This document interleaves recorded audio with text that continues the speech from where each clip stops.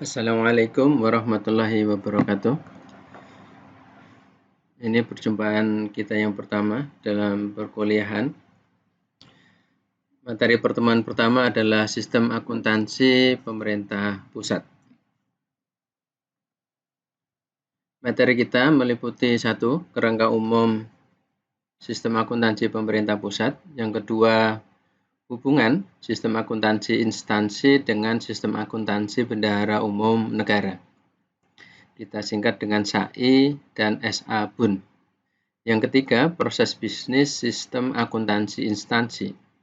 Yang keempat, proses bisnis sistem akuntansi bendahara umum negara. Yang kelima, mekanisme rekonsiliasi dan pelaporan. Keenam, review laporan keuangan pemerintah. Kemudian yang ketujuh, tanggung jawab laporan. Dan yang kedelapan, sanksi. Kerangka umum sistem akuntansi pemerintah pusat. Di Undang-Undang Nomor 1 2004 mengenai atau tentang perbendaharaan negara, pasal 51 ayat 1, 2, dan 3. Di sana menyebutkan Menteri Keuangan selaku bendahara umum negara dan menteri atau pimpinan lembaga selaku pengguna anggaran menyelenggarakan akuntansi yang digunakan untuk menyusun laporan keuangan pemerintah pusat sesuai dengan standar akuntansi pemerintahan. Jadi dalam undang-undang ini ada kewajiban bendahara umum negara dan menteri pimpinan lembaga untuk menyelenggarakan akuntansi. Ini sebagai payung hukum pelaksanaan sistem akuntansi pemerintah pusat. Kemudian masih di undang-undang yang sama, pasal 55 ayat 2A, menteri atau pimpinan lembaga selaku PA atau PB, PA itu pengguna anggaran, PB pengguna barang, menyusun dan menyampaikan laporan keuangan yang meliputi LRA, neraca, dan CALK, dilampiri laporan keuangan Badan Layanan Umum atau BLU pada Kementerian Negara, lembaga masing-masing. Jadi di undang-undang ini yang disebut 3 laporannya, LRA, neraca, CALK. Ya. Nanti perkembangannya itu ada 5 laporan di KL. Selain 3 ini ditambah LO, laporan operasional, dan LPE, laporan perubahan ekuitas. Kemudian yang berikutnya di Undang-Undang Nomor 17 tahun 2003 tentang Keuangan Negara. Pasal 30 ayat 1 dan 2. Disebutkan, Presiden menyampaikan rencana undang-undang tentang pertanggungjawaban pelaksanaan APBN kepada DPR berupa laporan keuangan yang telah diperiksa oleh BPK, meliputi laporan realisasi APBN, neraca, laporan arus kas, dan CALK, yang dilampiri dengan laporan keuangan perusahaan negara dan badan lainnya selambat-lambatnya 6 bulan setelah tahun anggaran berakhir. 6 bulan berarti bulan Juni. Ya. Dalam prakteknya sekarang laporan keuangan itu diselesaikan di kementerian lembaga sampai bulan Februari. Nanti bulan Maret itu konsolidasi untuk LKPP. Bulan April diserahkan ke BPK untuk audit. Biasanya audit itu April dan Mei. Juni diserahkan kepada DPR. Baik, jadi itu payung hukum sekaligus ini amanat undang-undang untuk menyelenggarakan akuntansi dan menyusun laporan keuangan. Berikutnya, pengertian-pengertian. SAPP atau Sistem Akuntansi Pemerintah Pusat adalah serangkaian sistemik dari prosedur, penyelenggara, peralatan, dan elemen lain untuk mewujudkan fungsi akuntansi sejak pengumpulan data, pencatatan, pengikhtisaran, sampai dengan pelaporan posisi keuangan dan operasi keuangan pada pemerintah pusat. Nah, di sini juga dalam pengertian ini mencakup juga komponen sebenarnya. Jadi prosedur, negara, peralatan, dan elemen lain itu menjadi komponen sistem. Kita lihat berikutnya adalah sistem akuntansi bendahara umum negara. SABUN ini adalah subsistem dari SAPP. Jadi SABUN sendiri sistem. Tapi kalau dilihat dari SAPP, SABUN adalah subnya. SABUN merupakan serangkaian prosedur manual maupun terkomputerisasi mulai dari pengumpulan data, pencatatan, pengikhtisaran sampai dengan pelaporan posisi keuangan dan operasi keuangan yang dilaksanakan oleh Menteri Keuangan selaku BUN dan pengguna anggaran bagian anggaran BUN. Ya. Jadi ini persis seperti yang di SAPP ya. Jadi ada pengumpulan data, mencatat, mengikhtisarkan, membuat laporan keuangan. Ada 4 ya. Mengumpulkan data, mencatat, mengikhtisarkan, dan menyusun laporan keuangan. Yang ketiga, SAI, Sistem Akuntansi Instansi. Ini juga mirip, serangkaian prosedur manual maupun terkomputerisasi, mulai dari pengumpulan data, pencatatan, yang ketiga pengikhtisaran, sampai dengan pelaporan posisi keuangan dan operasi keuangan pada Kementerian Negara atau lembaga. Ya, jadi mulai pengumpulan data, pencatatan, pengikhtisaran, sampai dengan penyusunan laporan posisi keuangan dan operasi keuangan atau pelaporan keuangan. Jadi sekali lagi, pengumpulan data, pencatatan, pengikhtisaran, dan pelaporan keuangan. Baik, itu pengertian SAPP, SABUN, dan SAI. Kemudian ruang lingkupnya. SAPP diberlakukan di mana? Nah, seluruh unit organisasi pada pemerintah pusat dan unit akuntansi dan pelaporan keuangan pada pemerintah daerah dalam rangka pengelolaan dana dekonsentrasi, tugas pembantuan, dan urusan bersama. Jadi seluruh pemerintah pusat wajib menggunakan sistem akuntansi pemerintah pusat. Plus pemerintah daerah dalam rangka pengelolaan dana dekonsentrasi, tugas pembantuan, dan urusan bersama. Atau dalam rangka dekonsentrasi, tugas pembantuan, dan urusan bersama. Jadi Pemda juga harus menggunakan SAPP sepanjang dalam rangka 3 itu. Dekonsentrasi, tugas pembantuan, urusan bersama. Yang dikecualikan atau tidak termasuk yang wajib menggunakan SAPP adalah Pemda. Dalam rangka mengelola APBD, Pemda tidak wajib menggunakan SAPP, tapi biasanya punya sistem sendiri. Kemudian BUMN, BUMD itu juga tidak termasuk dalam SAPP. Di sana ada perusahaan perseroan atau perusahaan umum. Jadi ini untuk ruang lingkupnya. Selanjutnya tujuan dan ciri sistem akuntansi pemerintah pusat. Tujuannya ada 4. Yang pertama menjaga aset pemerintah pusat dan instansi-instansinya melalui apa? Melalui pencatatan, pemrosesan, dan pelaporan transaksi keuangan yang konsisten sesuai dengan standar dan praktek akuntansi yang diterima secara umum. Itu yang pertama. Yang kedua, menyediakan informasi yang akurat, tepat waktu tentang anggaran dan kegiatan keuangan pemerintah pusat, baik secara nasional maupun instansi, yang berguna sebagai dasar penilaian kinerja untuk menentukan ketaatan terhadap otorisasi anggaran dan untuk tujuan akuntabilitas. Itu yang kedua. Jadi kata kuncinya di situ adalah informasi yang akurat dan tepat waktu tentang anggaran dan kegiatan keuangan pemerintah pusat. Yang ketiga, menyediakan informasi yang dapat dipercaya tentang posisi keuangan suatu instansi pemerintah dan pemerintah pusat secara keseluruhan. Jadi kata kunci yang ketiga adalah informasi posisi keuangan. Dari siapa? Pemerintah pusat, keseluruhan, atau suatu instansi tertentu. Dan yang keempat, menyediakan informasi keuangan yang berguna untuk perencanaan, pengelolaan, dan pengendalian kegiatan dan keuangan pemerintah secara efisien.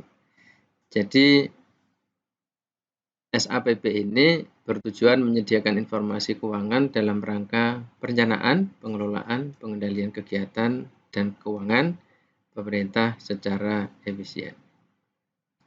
4. Tujuan SAPP. Kemudian ciri-ciri sistem akuntansi pemerintah pusat. Yang pertama, basisnya akrual. Ini saya kira Anda sudah pelajari mulai dari accounting principle, intermediate, termasuk AKPEM 1 ya. Basisnya akrual. Yang pertama. Yang kedua, sistem pembukuannya berpasangan, debit dan kredit. Walaupun mungkin nanti boleh jadi ada yang dikecualikan. Misalnya gitu ya. Jadi yang kedua, sistem pembukuan berpasangan. Yang ketiga, desentralisasi pelaksanaan akuntansi. Nanti kita bisa lihat, ada unit akuntansi yang berjenjang, itu desentralisasinya. Yang keempat, penggunaan bagan akun standar. Bagan akun standar, charge of account, ya, charge of account, COA. Nah, ini Anda juga sudah pelajari. Nanti kita akan dalami lebih lanjut. Kemudian yang kelima, mengacu pada standar akuntansi pemerintahan. Ini ada di Peraturan Pemerintah Nomor 71 2010. Nah, dia mengganti PP 24 tahun 2005. Ya, standar akuntansi pemerintahan. Baik, kemudian sistemnya apa saja? SAPP tadi sudah kita bicarakan dibagi dua, SABUN dan SAI. SAI terdiri dari dua, sistem akuntansi instansi berbasis akrual, ini untuk akuntansi keuangannya, dan sistem informasi manajemen dan akuntansi barang milik negara. Kita singkat dengan SIMAK BMN. Ada akuntansi keuangan, ada akuntansi barang. Ya. Sementara SABUN ini subsistemnya cukup banyak.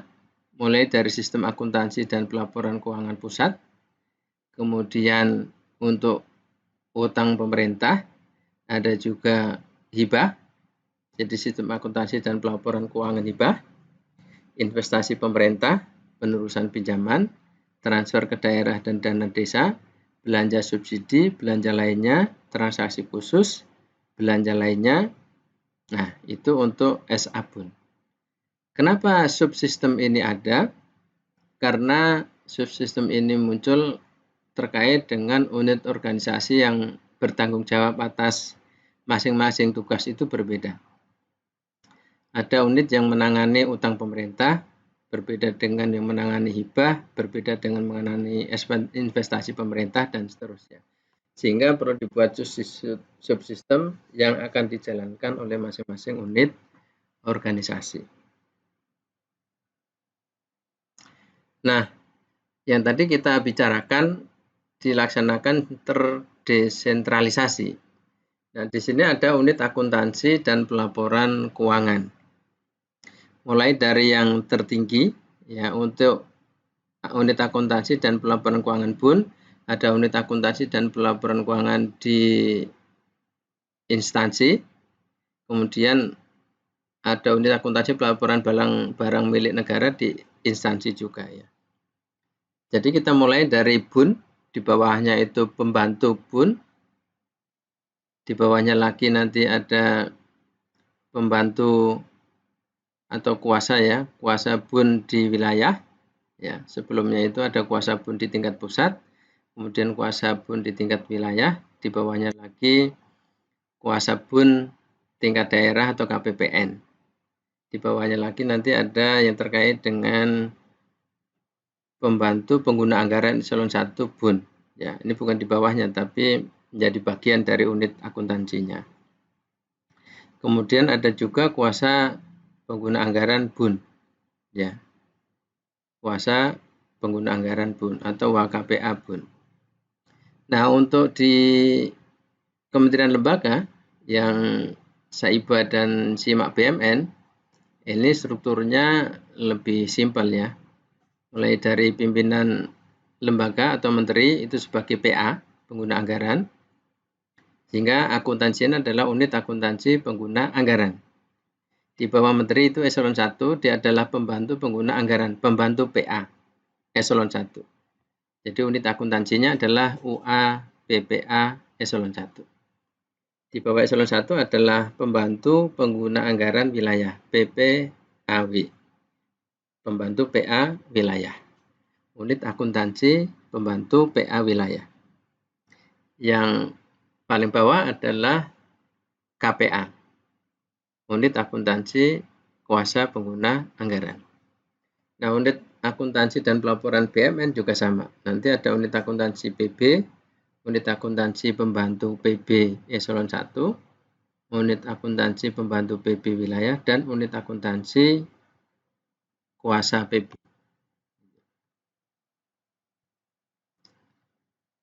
Kemudian apa saja laporan yang dihasilkan dari sistem akuntansi pemerintah pusat.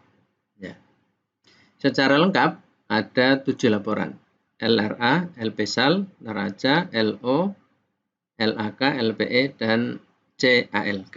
Jangan lupa, CALK itu juga bagian dari laporan keuangan dan justru ini memuat detail dari seluruh laporan yang lain. Jadi CALK adalah laporan keuangan juga, walaupun namanya catatan atas laporan keuangan. SAPP menghasilkan 7 ini. Nah, nanti untuk kementerian lembaga, dia menghasilkan 5 laporan. LRA, Neraca, LKO, LPE, dan CALK. Jadi, laporan yang tidak ada di kementerian lembaga adalah LPSAL dan laporan arus kas.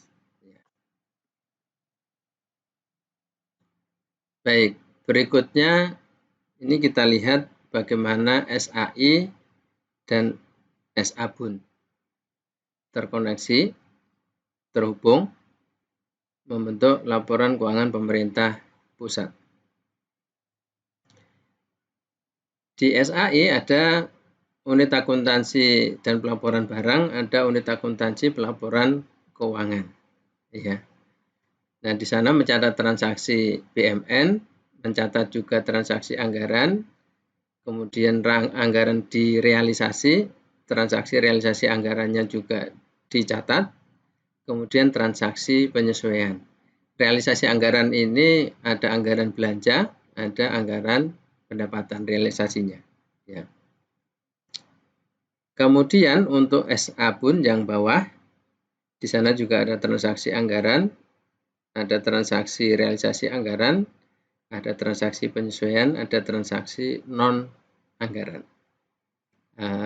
Ini transaksi transitoris ya. Nanti kalau dibahas itu kita bisa lihat di akun dengan digit pertama 8. Jadi nanti database-nya yang bentuknya silinder itu database ya. Digabungkan sistem akuntansi instansi, data transaksinya digabungkan dengan SABUN. Digabungkan di SAPP, sistem akuntansi pemerintah pusat. Jadi gabungan dua-duanya itu menjadi sistem akuntansi pemerintah pusat. SAI menghasilkan laporan keuangan kementerian negara atau lembaga. SABUN menghasilkan laporan keuangan bendahara umum negara. Kalau digabungkan, menghasilkan laporan keuangan pemerintah pusat. Inilah nanti yang akan diaudit oleh Badan Pemeriksa Keuangan. Jadi demikian sistem akuntansi pemerintah pusat, penggabungan transaksinya. Sementara itu bagian yang pertama.